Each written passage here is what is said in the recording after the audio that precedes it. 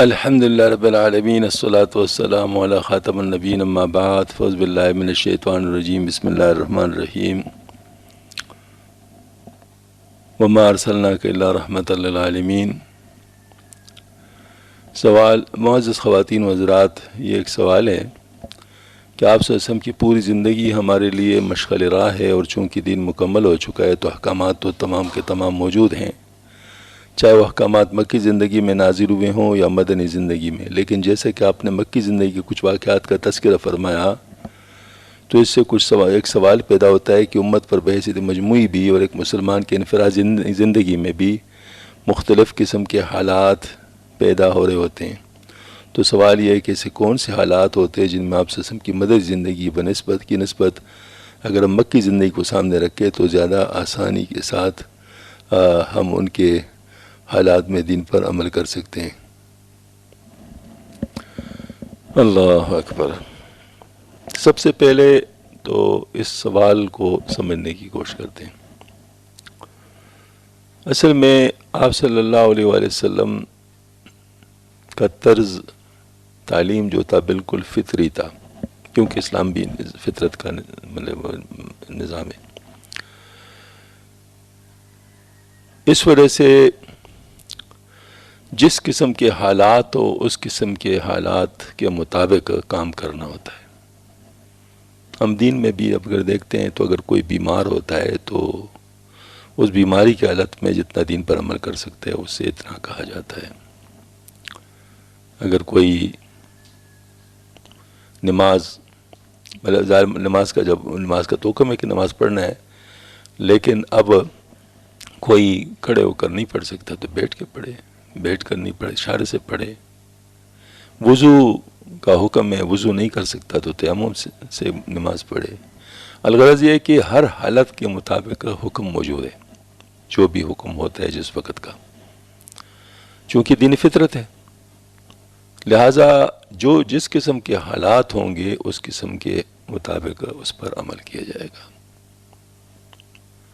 اب یہ ہے کہ ہم اپنے ملک میں رہ رہے ہیں اور ہم اپنے ملک میں اپنی مکی زندگی پر عمل کر لیں تو پھر مدنی زندگی کہاں آئے گی؟ ظاہر مطلب اس کا تو کوئی جگہ تو ہوگی نا۔ تو اس میں یہ والی بات ہے کہ پھر ہم مدنی زندگی کے جو حالات ہیں ان کو لانے کے لیے کوشش کریں گے، یعنی ان کو اگر کچھ لوگوں نے روکا ہے تو باقاعدہ انتظام بھی کریں گے۔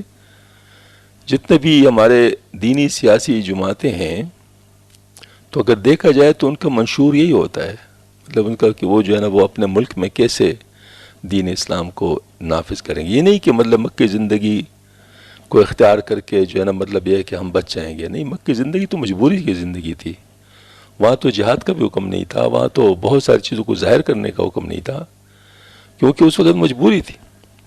لیکن یہ اپنے ملک میں بھی اگر کوئی مجبور ہو تو پھر مجھے بتاؤ کب کام کرے گا اور کہاں کام کرے گا، مطلب اس کے لیے تو پھر کوئی نہ کوئی راستہ تو ہوگا۔ تو اس وجہ سے مطلب یہ ہے کہ جتنا کام ہو سکتا ہے وہ تو کرے گا ان حالات میں، اور جتنا کام ہونا چاہیے اس کے لیے کوشش کرے گا۔ ہماری جو دینی سیاست ہے وہ صرف اسی کی بنیاد پر ہے، دینی سیاست جس کو ہم کہتے ہیں وہ اسی بنیاد پر ہے کہ اس کے لیے باقاعدہ پوری طور پہ کوشش کرنا کہ وہ حالات جو اس وقت کے لائق ہیں وہ آ جائیں، جو وہ حالات جو اس وقت کے مطابق ہیں ہونے چاہیے وہ آ جائیں۔ دینی سیاست ہم اس کو کہتے ہیں، ورنہ دینی سیاست کیا میں وزیر اعظم بن جاؤں تو دینی سیاست ہے، اب صدر بن جاؤں تو دینی سیاست ہے؟ یہ تو صرف جزوی باتیں ہیں، مجبوری کی باتیں ہیں کہ اس کے بغیر کام ہو نہیں سکتا، ورنہ صحیح باتیں مطلوب تو نہیں ہے، یہ مطلوب تو نہیں ہے۔ حضرت مجدد الافسانی رحمۃ اللہ علیہ، ان کے پاس جو جرنیل تھے اور جو ان کے خدام تھے وہ اتنے پاور میں تھے کہ وہ جہانگیر کو گرفتار کر سکتے، وہ جہانگیر کو گرفتار کر سکتے، اور انہوں نے باقاعدہ یعنی ان سے پوچھا حضرت سے، جو انہوں نے بغاوت کی، جنرل محبت خان نے بغاوت کی، تو جہانگیر ان کا کچھ نہیں کر سکا، جس کو بھی بیچتے ان کو گرفتار کر لیتے تھے۔ تو اب ظاہر وہ اتنے پاور میں تھے کہ وہ جہانگیر کو بھی گرفتار کر سکتے تھے، اور جہانگیر اس کو جانتا تھا۔ تو اس پر جو ہے نا مطلب ہے کہ حضرت مجدد صاحب رحمۃ اللہ علیہ نے ان کو خط لکھا کہ ہمارا کام حکومت کرنا نہیں، حکومت یہ کرے لیکن شریعت کے مطابق کرے۔ ہاں جی، اور پھر اس کے بعد انہیں باقاعدہ یعنی حضرت کے حکم پر ان کو انتہائی احترام کے ساتھ آزاد کر لیا. جتنے لوگوں کو گرفتار کیا تھا پورے احترام کے ساتھ ان کو آزاد کیا.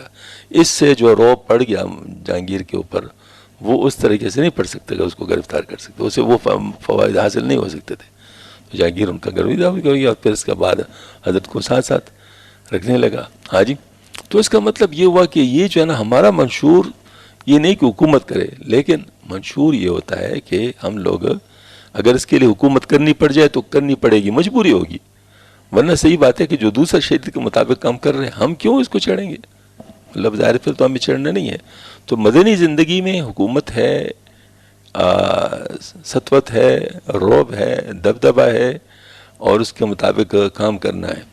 ہاں جی، مکی زندگی میں برداشت کرنا ہے. ہاں جی، ایڈجسٹ کرنا ہے، جتنا ہو سکتا ہے اتنا کرنا ہے، اس کے مطابق جو ہے نا مطلب وہ سارے کام کرنے. تو یہ مکی زندگی اس طرح تھی. ہاں جی، کہ تم اس وجہ سے مکی زندگی اور مدنی زندگی کو کنفیوز نہ کیا جائے. یہ مطلب دونوں یہ ایک جس کو کہتے ہیں نا مطلب آپ صلی اللہ علیہ وسلم کا یعنی جو دین کی دعوت تھی اس کے جو ترقی ہو رہی تھی، ایولیوشن ہو رہی تھی، اس کی پروسیس تھے. تو پہلے سٹارٹ میں ظاہر آپ صلی اللہ علیہ وسلم کے پاس تھے اتنے حضرات تھے نہیں، تو اللہ جل شانہ قاہرانہ انداز میں تو ان کو پہلے دن بھی حکومت دے سکتے تھے، پہلے دن بھی. یعنی کوئی مطلب اللہ کے لیے کوئی مشکل تو نہیں تھا. اللہ تعالیٰ تو چاہے تو کافر سارے کولیپس ہو جائیں، ایک سیکنڈ بھی نہیں لگے گا.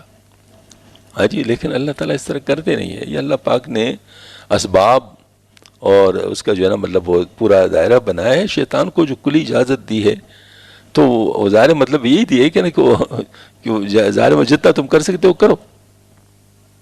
ہاں، لیکن اللہ پاک نے فرمایا کہ جو میرے ہوں گے ان کے ساتھ تو کچھ نہیں کر سکتا، جو میرے ہوں گے جو میرے ہیں ان کے ساتھ تو کچھ نہیں کر سکتا، اور جو تیرے بنیں گے تو تجھ سے تیرے متبین سے جہنم کو بھر دوں گا. یہ ایڈجسٹمنٹ ہو چکی ہے، مطلب یہ بات ہو چکی ہے. اب اس کے بعد پھر مطلب یہ فیصلہ ہو چکا ہے، ایڈجسٹمنٹ کا لفظ کے لیے ٹھیک نہیں ہے، یہ فیصلہ ہو چکا ہے. ہاں جی، تو یہ مطلب یہ ہے کہ یہ اصل میں اس لیے عرض کرتا ہوں کہ مکی زندگی مدنی زندگی دونوں ہمارے لیے نمونے ہیں. جب انسان مشکلات میں گرا ہو اور اس کے لیے کچھ ذرائع نہیں ہو، جیسے ایسے ممالک ہے جہاں پر جو دارالسلام نہیں ہے، ہاں جی، وہاں پر اس قسم کے حالات ہوتے ہیں، وہاں پر اس قسم کے احکامات بھی ہوتے ہیں. یہ دارالسلام کے اندر جو نہیں ہو، وہاں پر جو جمعہ نہیں ہوتا، اس کی وجہ کیا ہے؟ ہاں جی، کیونکہ جمعہ جو ہے نا وہ نفاذ کا ایک صورت ہے. ہاں جی، تو وہ اس وقت وہاں پر جو ہے نا وہ نہیں ہے، کیونکہ وہ پوری آزادی نہیں ہے. تو اس طرح مطلب یہ ہے کہ ہم لوگ کو جو ہے نا جو مکی زندگی ہے اس کو بھی سمجھنا چاہیے. وہ بھی بہت اہم زندگی ہے، کیونکہ جو مطلب یہ ہے کہ کام جتنے ہو سکتا ہے اس سے تو نہ رہے، اور جو نہیں ہو سکتا تو وہ اس کا مطلب جو ہے مکلف نہیں ہے، مطلب وہ اس کا مکلف نہیں ہے. لیکن جس وقت وہ مکلف ہو گیا، مدنی زندگی میں آ گیا، اس کے بعد پھر مجبوری والی زندگی کی طرف نہ جائے. پھر جو ہے نا مطلب ہے کہ پھر وہ وہی کام کرنا پڑے گا جو کام اس وقت ہونا چاہیے. تو یہی اصل میں بنیادی بات ہے کہ ہم لوگوں کو دونوں قسم کے حالات کو دیکھنا چاہیے. تو آپ صلی اللہ علیہ وسلم نے ابتدائی دور میں جسٹ دار ارقم میں تشریف رکھتے تھے، وہ نماز ادھر پڑھتے تھے. حضرت عمر رضی اللہ عنہ کا واقعہ اسلام کا وہ سب ایک تاریخی واقعہ ہے اور بہت بڑا واقعہ ہے. وہ تشریف لاتے ہیں، مطلب جو ہے نا وہ جو ہے نا آپ صلی اللہ علیہ وسلم کو قتل کرنے کے ارادے سے آتا ہے. تو آپ صلی اللہ علیہ وسلم شہید کرنے کے ارادے سے آ رہا ہے. تو اس پر جو ہے نا وہ کوئی جاننے والے نے اس کو دیکھا، انہوں نے کہا پہلے اپنے نئی بہن کا خبر تو لو، وہ مسلمان ہو چکے، یا اس کو ڈیٹریکٹ کر دیا. وہ جب ادھر پہنچ گیا تو کان لگا کے سنا تو قرآن شریف کی آواز آ رہی تھی. وہ غصے سے بھر گئے، انہوں نے دروازہ زور سے کھٹکھٹایا. اندر پتہ چل گیا کہ یہ تو عمر رضی اللہ عنہ کی آواز ہے، یعنی کھٹکھٹانے کی کوئی اور نہیں کر سکتا اس طرح. تو دروازہ ان نے کھولا، لیکن وہ جو حضرت ان کو تو چھپا دیا.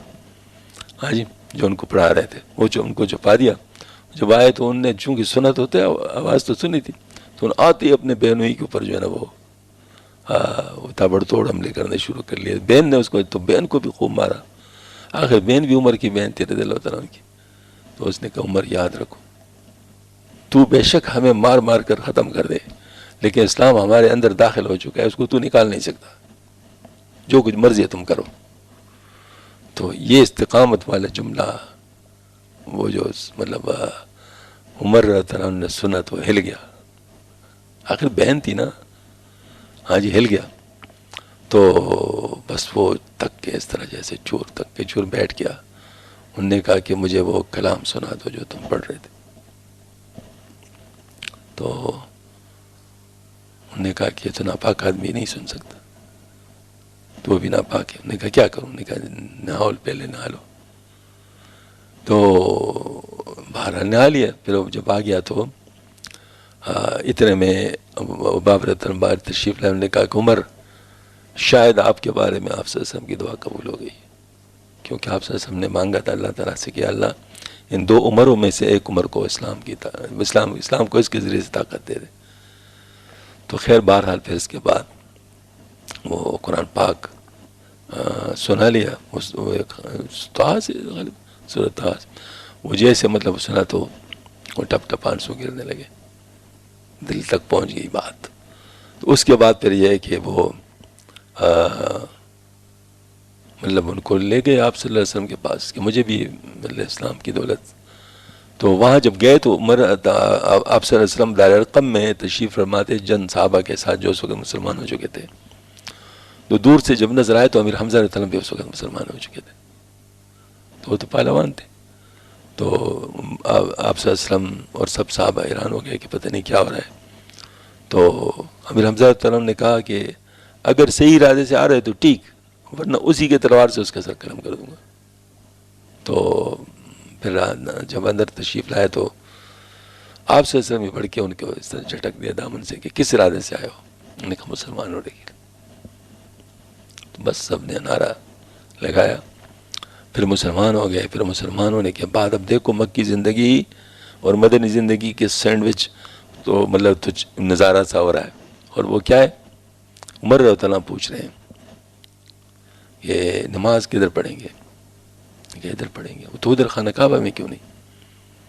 تو یہ اس لیے کہ تیرا قوم مجھے وہاں نماز نہیں پڑھنے دیتے. دیکھیں نا, تیرا قوم وہاں مجھے نماز نہیں پڑھنے دیتے. ارادہ کیا تھا ادھر پڑھنے کا, لیکن نہیں پڑھنے دیتے. اس کا مطلب مکی زندگی ہے, مطلب نہیں پڑھنے دیتے. تو عمر رضی اللہ عنہ نے کہا کہ عمر زندہ ہو اور جو ہے نا مطلب اس طرح مطلب وہاں یہاں نماز پڑھ ادھر نماز پڑھیں گے. تو جا کر انہیں جازان مطلب بلال رضی اللہ عنہ نے دی. پھر اس کے بعد جو ہے نا وہ عمر رضی اللہ عنہ کے ساتھ آپ صلی اللہ علیہ وسلم نے نماز پڑھی. تو جب اذان کی آواز ابو جہل نے سنی تو اس نے کہا کہ شاید عمر مسلمان ہو گئے, شاید عمر مسلمان ہو. یہ بات تھی. اس کا مطلب یہ ہوا کہ یہ مدنی زندگی کی طرف پیش رفت مطلب چل رہی تھی. جتنے جتنے حقیقتیں کل رہی تھیں اتنے آزادی ملتی رہی. ہاں جی, اور یہ بالکل ایک گریجول راستہ ہے. وہ ابتدائی دور جب علی رضی اللہ تعالیٰ عنہ مطلب جو ہے نا وہ چونکہ گھر کے تھے, مسلمان ہو چکے تھے پہلے. ابو ذر رضی اللہ عنہ وہ آ رہے سلام ہونے کے لیے. تو اب علی رضی اللہ عنہ کہتے ہیں کہ ہم مطلب جو ہے نا ساتھ ساتھ نہیں جائیں گے کیونکہ لوگ شک میں پڑ جائیں گے. تو اگر کوئی ایسے تو میں پیشاب کے بہانے سے بیٹھ جاؤں گا یا کچھ اس طرح. تو وہ مکی زندگی ٹھیک ہے نا. اور عمر رضی اللہ عنہ کا یہ وہ مدنی زندگی کی طرف ایک سفر تھا. پھر عمر رضی اللہ عنہ نے جو ہجرت کی وہ بھی مدنی طرز پہ کیے. مطلب یہ کہ وہ طرز مطلب وہ جو ہے نا انہوں نے کہا کہ باقی حضرات تو چپ کے چلے گئے نا, آپ صلی اللہ علیہ وسلم بھی تو خاموشی سے. لیکن عمر رضی اللہ عنہ نے باقاعدہ اعلان کیا جس نے اپنی ماں کو اپنے اوپر رلانا ہو, جس نے اپنے بیوی کو بیوہ کرانا ہو, ہاں وہ آ جائے. اور میں عمر جو ہے نا وہ ہجرت کر رہا ہے, وہ آ جائے. انہوں نے پہلے طواف کیا خانہ کعبہ کا, اور پھر اس کے بعد جو ہے نا مطلب یہ کہ وہ وہاں سے کوئی بھی ان کے سامنے نہیں آ سکا. ایک رعب تھا, ایسی حالت تھی. تو مطلب یہ کہ جو جس لیول کا کام ہو سکتا تھا وہی کرنا. تو یہی اصل میں اسلام کی افاقیت اور عملیت ہے کہ ہر وقت کا, یعنی آپ دیکھیں مکی زندگی کی ابتدا سے لے کر جب آپ صلی اللہ علیہ وسلم نے پہلے دعوت دی ہے اس سے لے کر آخری ہجرت تک جو ٹرانزیشن آئی ہے یہ سب ہمیں سکھانے کے لیے ہے کہ کن حالات میں کیا کرنا چاہیے. ہر قسم کا ماڈل آیا ہوا ہے، کن حالات میں کیا کرنا چاہیے، یہ سب مطلب ہمارے سامنے ہے۔ اب کوئی یہ نہیں کہہ سکتا کہ میں نہیں کام کر سکتا۔ دیکھو کام اس وقت ہو رہا تھا نہیں ہو رہا تھا، حالات کیا تھے اور کام ہو رہا تھا، تو کام اس حالت کے مطابق حالات کے مطابق ہو رہا تھا، یعنی یہ بات تو کم از کم تو ہے کہ کام حالات کے مطابق ہو رہا تھا، لیکن رکا نہیں تھا، رکا نہیں تھا۔ یہ بے ہمتوں کی باتیں ہیں جو کہتے ہیں جی ہم سے کام نہیں ہو سکتا، کام ہو نہیں سکتا، نہیں، یہ والی بات نہیں۔ کام کس طرح ہونا چاہیے اس کو سیکھو نا، مکی زندگی سے اس لیے تو ہے کہ آپ کام جس طرح ہو سکتا ہے مجبوری کی حالت میں جتنا ہو سکتا ہے وہ سیکھو، وہ اتنا کر لو۔